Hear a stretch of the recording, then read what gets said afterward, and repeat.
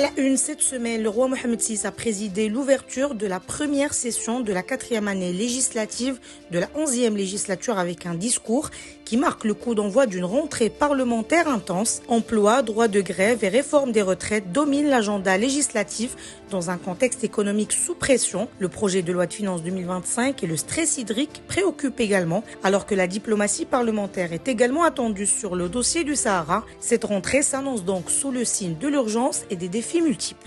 Et avant cette nouvelle session parlementaire, la présidence de la majorité gouvernementale s'est réunie à Rabat sous la direction de Aziz Akhannouch, président du RNI. Le but était de discuter de questions politiques, économiques et sociales. À l'issue de cette réunion, la majorité a réaffirmé son engagement à poursuivre les réformes structurelles tout en rejetant fermement la décision de la Cour de justice de l'Union européenne sur les accords de pêche et d'agriculture. Elle a également exprimé son soutien au Liban et condamné les attaques contre les Palestiniens, tout en louant les efforts du gouvernement face aux catastrophes naturelles et les initiatives pour stabiliser les prix et améliorer les conditions de vie des citoyens. Cette semaine, les prix Nobel ont distingué des contributions majeures dans plusieurs domaines. Le Nobel de médecine a été attribué aux Américains Victor Ambros et Gary Ruvkun pour leur découverte des micro-ARN essentiels dans la régulation des gènes. Geoffrey Hinton et John Hopfield ont reçu le prix de physique pour leurs travaux sur les réseaux de neurones artificiels, fondement de l'IA moderne. En chimie, l'Américain David Baker a partagé le prix avec 2 Britanniques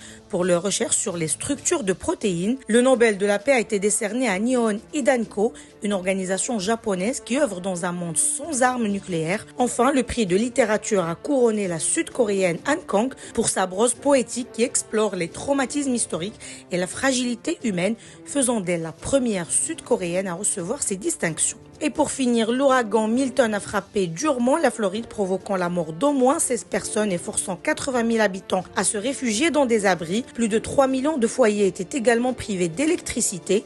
Les météorologues décrivent des précipitations sans précédent, qualifiées d'événements pluviométriques millénaires, accentuant les destructions dans un état déjà affaibli par l'ouragan Hélène survenu il y a 2 semaines. Plus d'informations sur lebrief.ma.